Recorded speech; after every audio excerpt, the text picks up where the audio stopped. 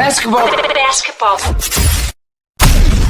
It's time to strap in and get ready.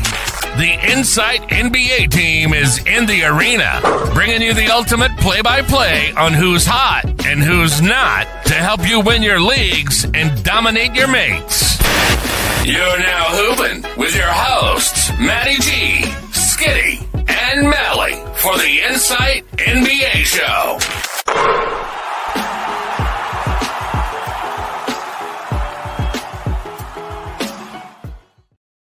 G'day everyone and welcome to the Insight NBA show where it might get a little sexual. I only say that because I've thrown you straight away. You've decided to really tap in for Mally the only way you could, and you've decided to wear no sleeves to the podcast tonight. Skiddy, well played, sir. Well played. Yeah, well, when I'm subbing in for Mally, I got to do the right thing and just, really get stuck into my Mally frame of mind. So here we go. Shout out the old school Sonics, Sean Kemp. I was going to say Sean Kemp jersey, man, representing like a real old school one there. And funnily enough, should we say former Cleveland Cavalier Sean Kemp, your favorite team of all time? There you go. Right.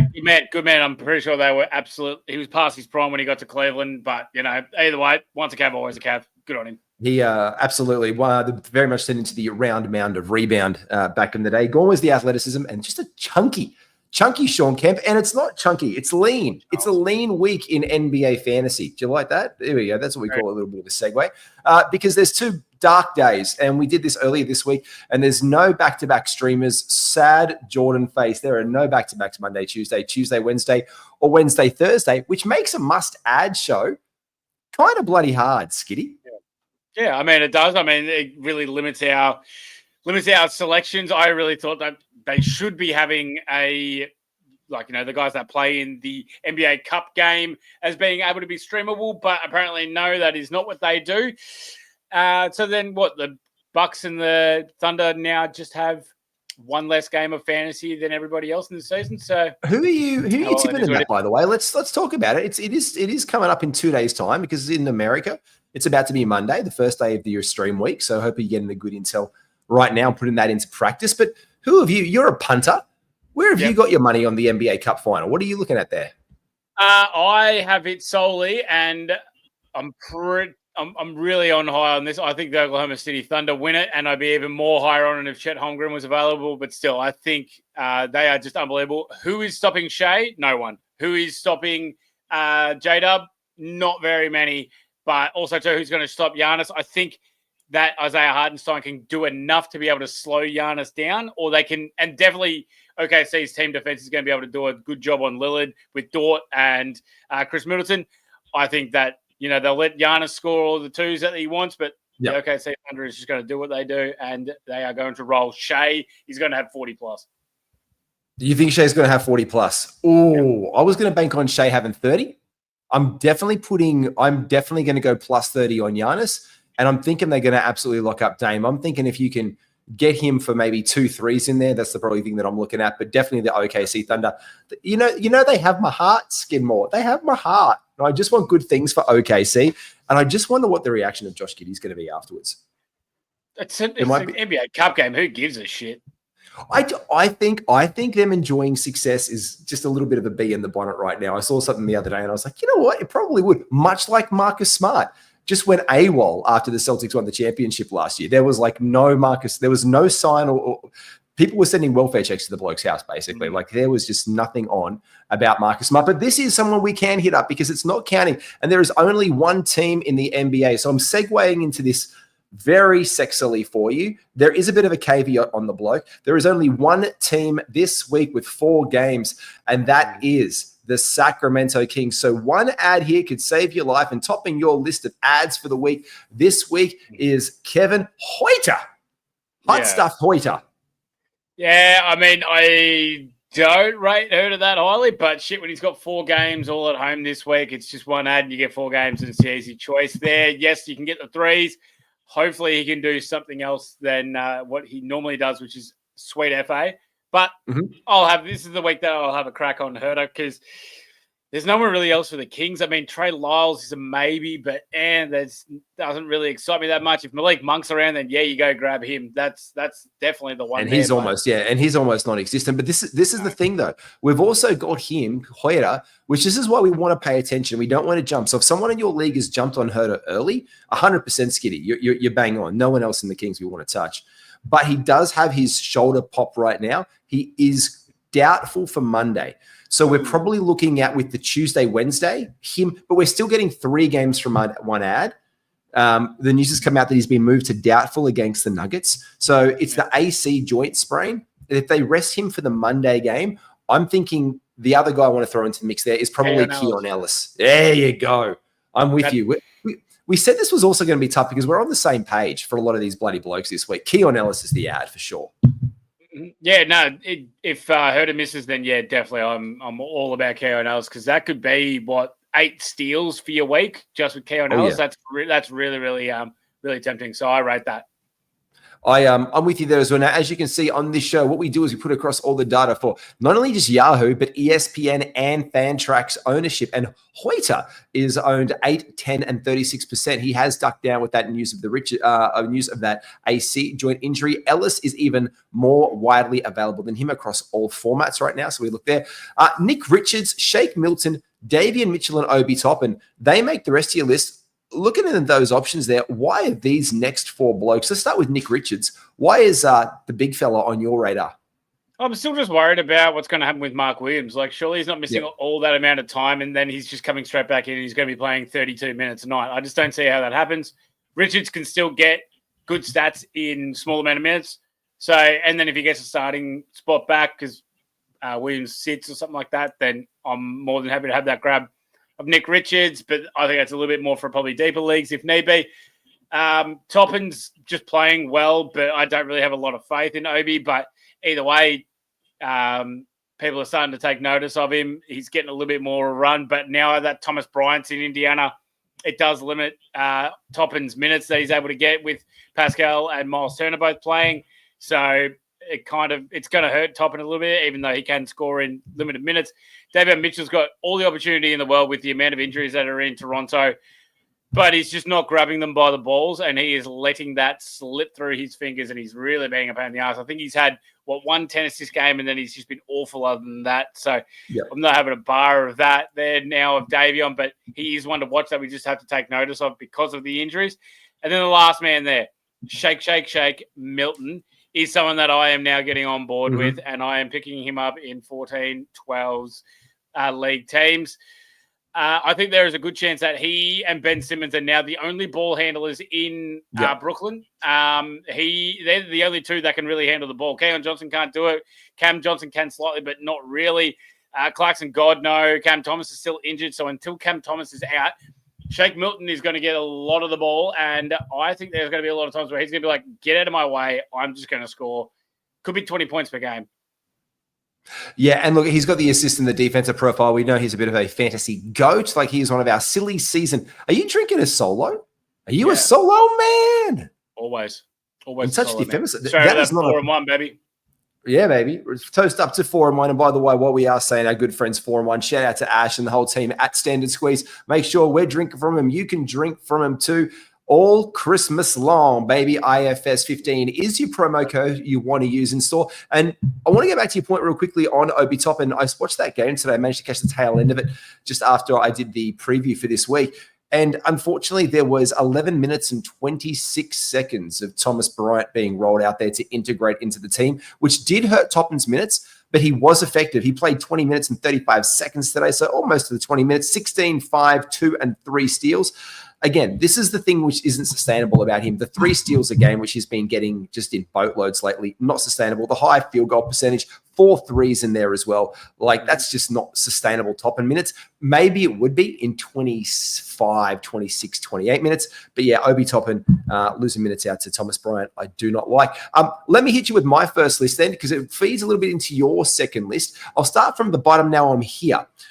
We do know the big trade went down over the weekend, and it wasn't the Thomas Bryant bloody trade. It was, of course, we had Dennis Schroeder going to the Golden State Warriors, and we also know the big injury news from the weekend was Jared McCain being out. Now, he's out for at least 30, 40 games right now. So it opens up minutes. Caleb Martin is injured right now. So in that vortex in Philadelphia, he has gone down to 4% on Yahoo, 2 on ESPN, and 34 on Fantrax. Kelly Oubre has risen immediately on Yahoo and on ESPN to 30 and 35% ownership. He is already deeply owned in all Fantrax leagues at a whopping 78%. So he doesn't make our usual 70% cutoff. That's why Mark Williams, that you wanted to add to the list, Skiddy, you were like Mark Williams, like he's owned 70% everywhere. So we don't add them because we can't get them. But we do see here in Yahoo and ESPN leagues, Oubre is a guy we want to be grabbing. And the other bloke I see with the sinus fracture right now in Philadelphia is Joel Embiid, which opens up a pathway right now for Gershon Yabusele.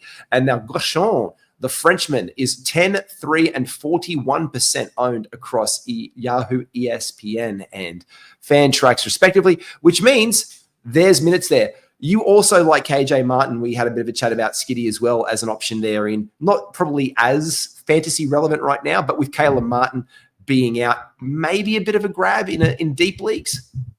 I mean, look, he'll get the minutes. He hasn't really done a lot fantasy-wise, but, he could profile as, a couple of points and some rebounds, maybe some defensive stats if we're lucky, but I want to see it first. It's probably a good game to be able to see what they're going to do as well against Charlotte tomorrow because they're not great, but LaMelo might be back. So it's a lot to be going on there in Philadelphia. And again, it's just chopping and changing where we see fit. But yeah, Oubre would definitely be the one and Yabba Dabba Doo would be the other one there. I agree with you on those two.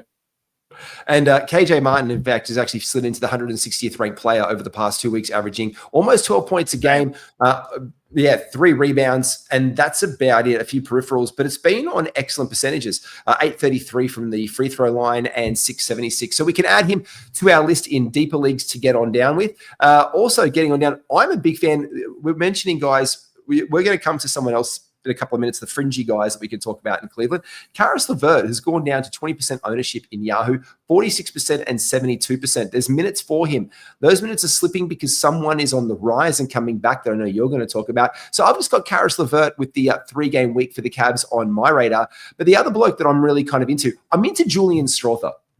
I'm really into him in D leagues. In fact, I'm flirting with him at the bar in 12-teamers as well.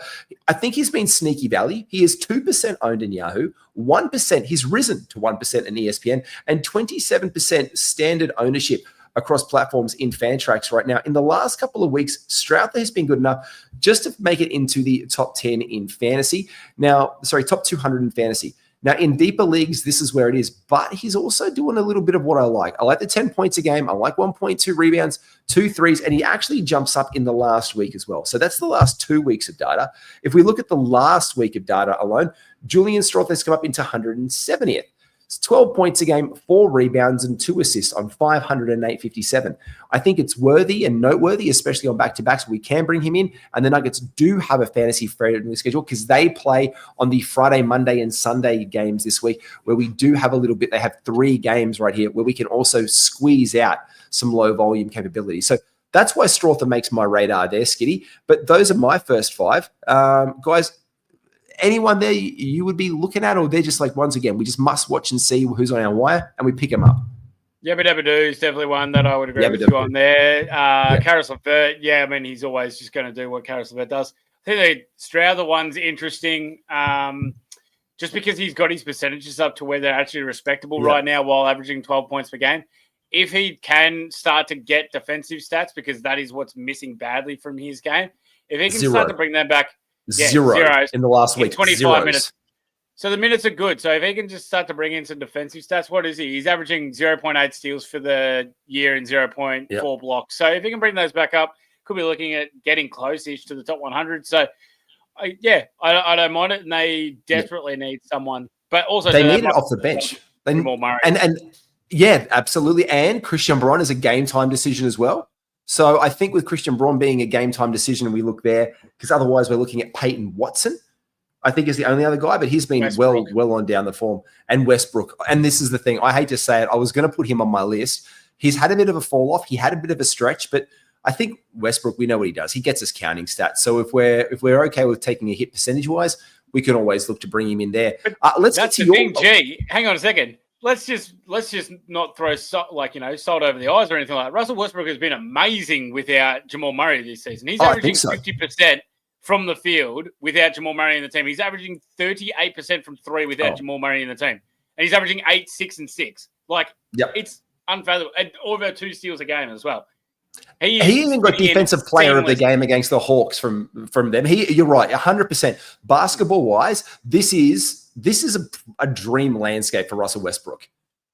I think he has been underrated, probably one of the, if there was like a reward for comeback player of the year for someone who'd written up, I think he has been an absolute trooper in this team. But I also just want to put out there as well, I don't have him as a stream option, but in the last week though, and this is the under the radar dude for me in Denver, Peyton Watson, he only played the 1 game, but it was good enough value, 26 minutes, 14-5, but the 2 steals were nice, but the percentages were outrageous. So this is where he gets blown out when everyone says, yeah, but Peyton Watson's been the top, basically the top-rated Denver guy in the last couple of weeks.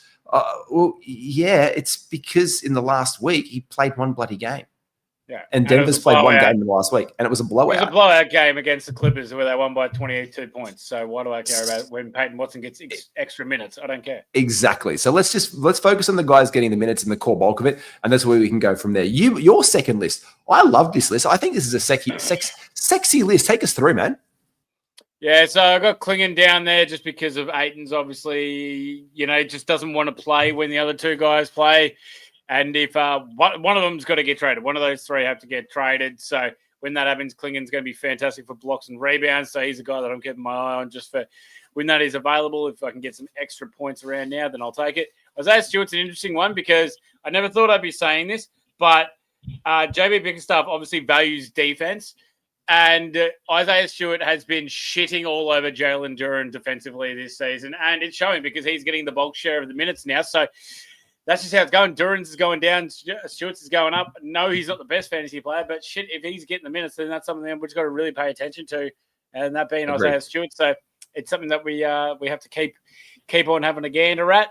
Maxi Strutz, I see you've got on there. So Strutz was meant to come back on Friday against the Wizards, but he did not play. He's now also ruled out tomorrow versus the Nets. I think you said the Nets, yeah, and then you said there's a chance to play Friday. I think you said earlier to me that it was the Bucks. That's right. Yeah, so there is a good chance that Strus will come back. Strus is interesting, but we got to remember here, ladies and gentlemen, that Strus is a glorified 3-point shooter for the Cavs team that plays lockdown defense that does not translate into fantasy stats. So if you go to sit there and go, hey, maybe I can get like 1.5 steals out of Max Strus, no. You're not going to be able to get. He probably won't even average you a steal. He'll just be there to play lockdown D for the Cavs, shoot threes. That's what he does. Do the little glue guy bits. Ty Jerome was there. He's, as I said, his usage going down since Karis LeVert's gotten back, but can still be a flamethrower. Gets himself hot threes, assists. That is a good one there. And who was my last guy there, Jerry? Max Christie. Max Christie. Now, I think it's out of necessity for the Lakers, let's be honest here. They don't have anyone else that wants to play the shooting guard. Connect obviously not ready for it, even though every Lakers fan said he's the second coming of Jesus. He's obviously not there. I haven't heard him for a while, actually, G. I'll tell you what, Dalton Connect must have scored over 10 points for the last month and a half because the Lakers fans have been fucking quiet. So that's all right. It is what it is. I'm not a Connect 4 like truther. The guys, you know what? The only thing I like about Dalton Connect on the Los Angeles Lakers is that he apparently can shoot threes. Okay. And that's it. He can, and that's it. And this is the guy who apparently we've been waiting for LeBron to have a shooter. We've been waiting for they needed shooters around. LeBron needs shooting and spacing. You know what LeBron needs? He needs young guys that are young and athletic and can just play basketball well. He needs anyone around him who can play basketball well. Someone that knows how to play defense because having a lineup of D'Angelo Russell, Rui Hachimura, Dalton Connect is not doing shit. And can I just say they came out of the blocks absolutely hot today. And when I see them play, they nearly lost it. It was crazy.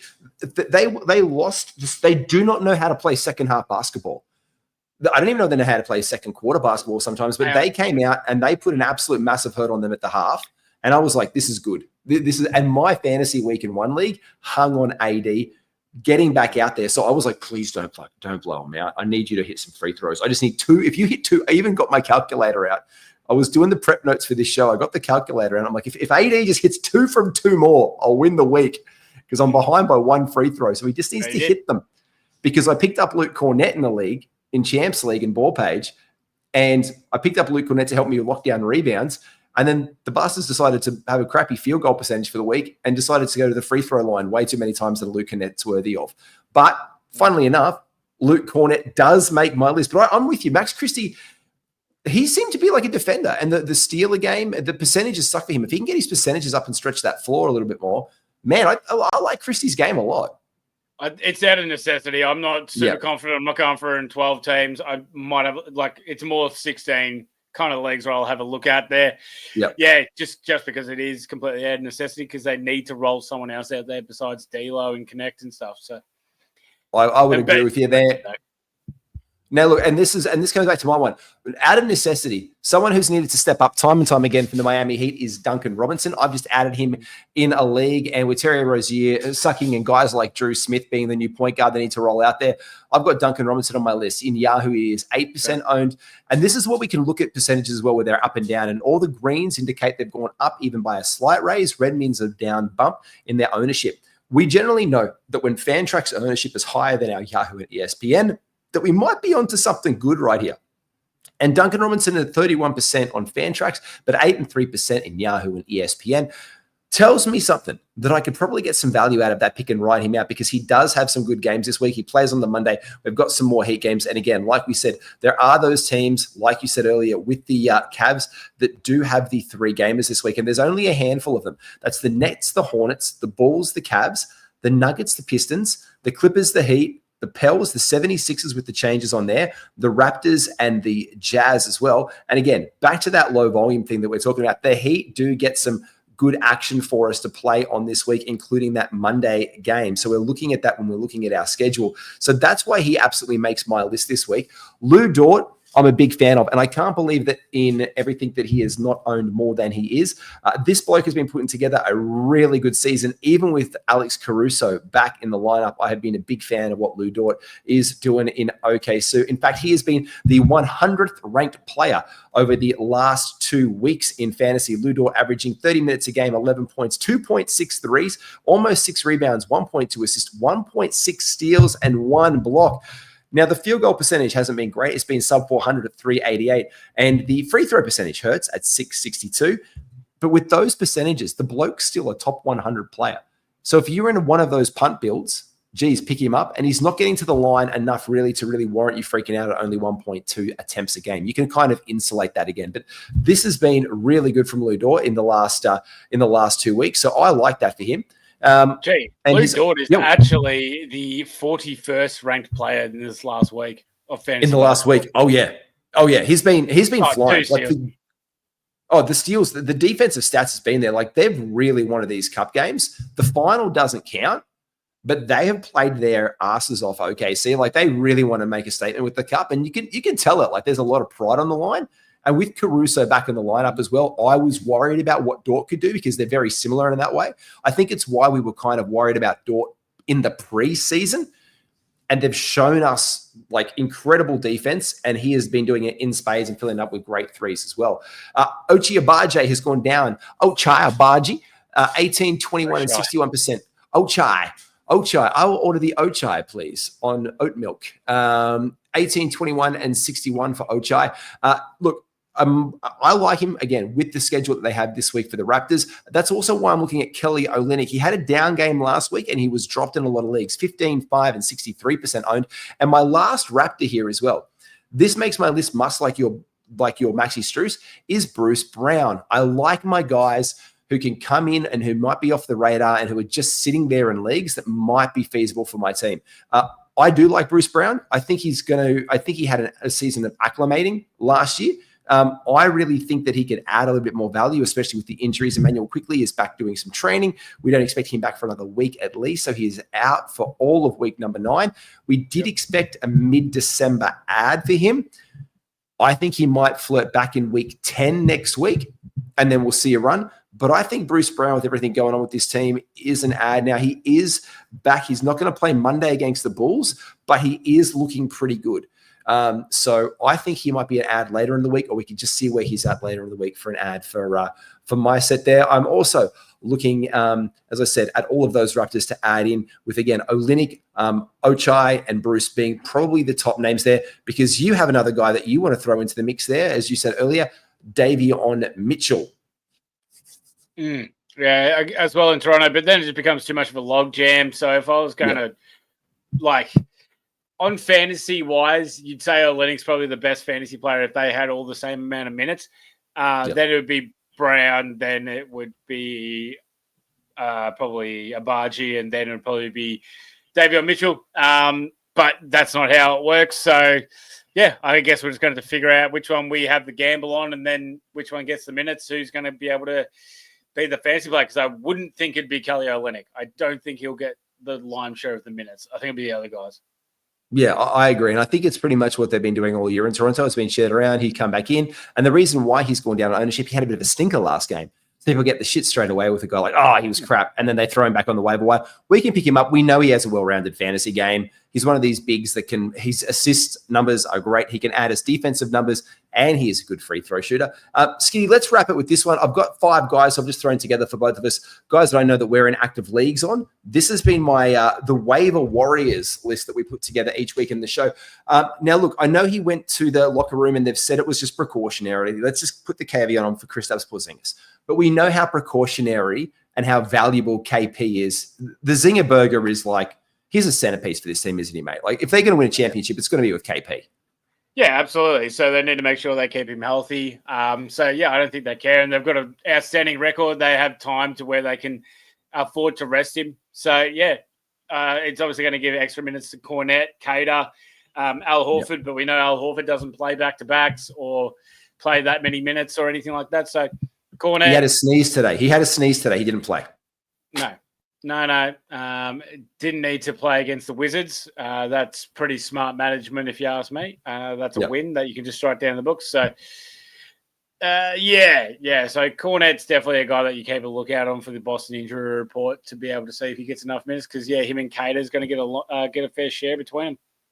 And Cornette got 26 minutes, almost 27 minutes today, 7 points, 11-4 with 1 block in there. Now, he was 1 from 3 from the field. He missed some gimmies and 5 from 8 from the line, but just putting it in there, filling up the box score like that. And Coda, as you said, came in for 2, 1, and 2.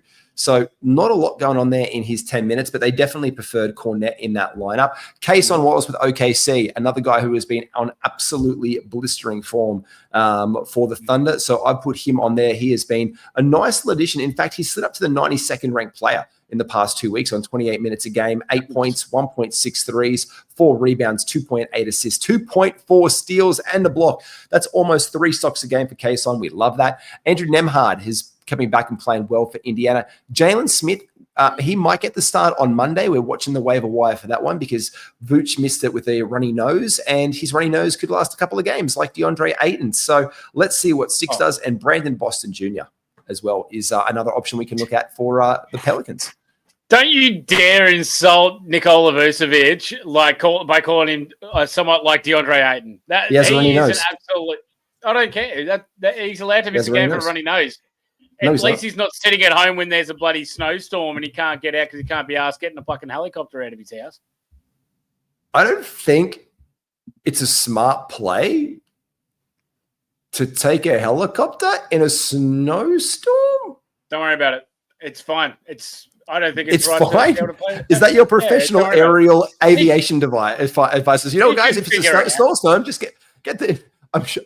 But this is the problem. I'm sure DeAndre Ayton is the kind of guy. I'm sure that he is the kind of guy, Skiddy, that'll be like, you know what? I'll fly my own helicopter. That's the kind of chops that I think he has. He's like, no, girls, let me put it on Instagram and film my own helicopter ride to the game.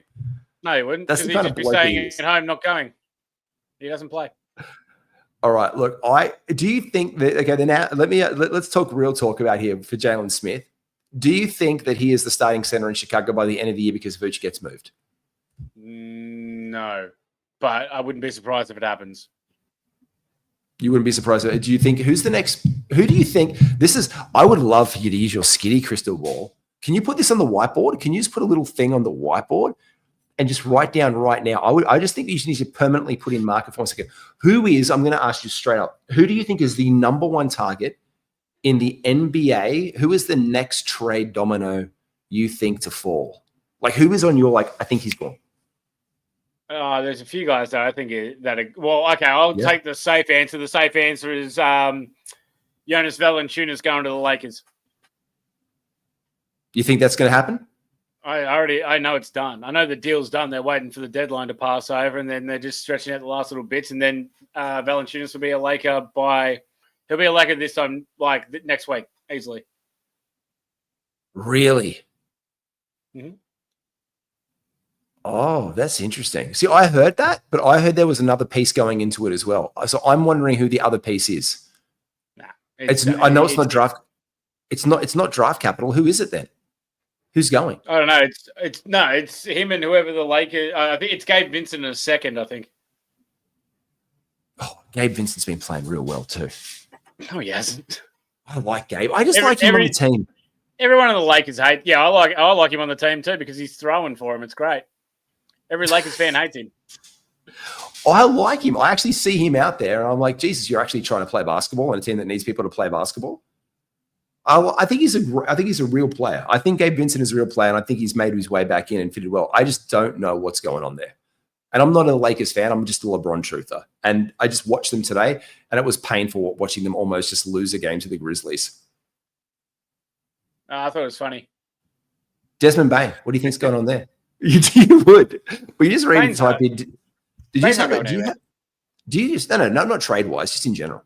Because I'm seeing today he's washed. What do you think of his season? Like, I know he's come back off injury. What do you take on as a Bain owner? I'm curious on your takes on Bain. I think he's just coming off of injury, and he's just got to work his way back into it, which is fine. He'll get there eventually, and everything will be okay for him and the Grizzlies. But they're very, very deep. They've got a lot of rotational pieces that they can use, even if Bain doesn't come back fully, and they'll be able to rest him up perfectly for the playoffs. Yeah, I agree. I think he's looking fine. I think it's a hold for now. And we just wait for a couple more weeks and wait to see what happens over the new year. And then I think Bain is, because I've been having a lot of questions of Bain, and I'm a Bain owner. So I think I have mixed feelings about drinks. And I just had to ask the man, the legend, Skiddy. Thank you very much for joining me for the Must Add show, my brother. What's coming up for you later in the week? Yeah, we got a big week. As always, just keep on getting on the NBA content coming out. You know, Pimp My Guys will be doing this thing as well. So we got other people that we need to stick a rocket up their ass. We're not doing the Saturday morning show with Kingy though. This week, Kingy's away and I'll be hungover. So Christmas party season, baby. So that's how it goes, G. You know how it is. Look, I might even do one live from daycare this weekend. I'm from the little gym. I just might sit down there and be like, "Hey, Skiddy, how are you?" We just have you laying on your side on a pillow, going like, "Go away." Just leave me alone, Jeff. Yeah, no, don't. I'm turning my phone off. You're not coming in contact with me. No, Saturday morning, I want you to have an absolutely wicked Friday night, but I do want pictures, and I just want frothies in. I just want frothies and a happy Skiddy, and then I would love you to jump on NBA 2K at 1 a.m. and play, because you drunk 2King is one of the funniest things I've. Also, do you play Call of Duty that drunk? Can I ask? No, I can't do that. But I'll try. You're good. We got to give that a crack. Hey, guys, make sure you do like and subscribe to all the content that is Insight. You can hit the bell down below. Make sure you get onto the Patreon. We'll see you soon. More content coming at you this week. Take care, everybody. Be well. It is the Christmas season. Enjoy yourselves. Take care. We'll see you soon.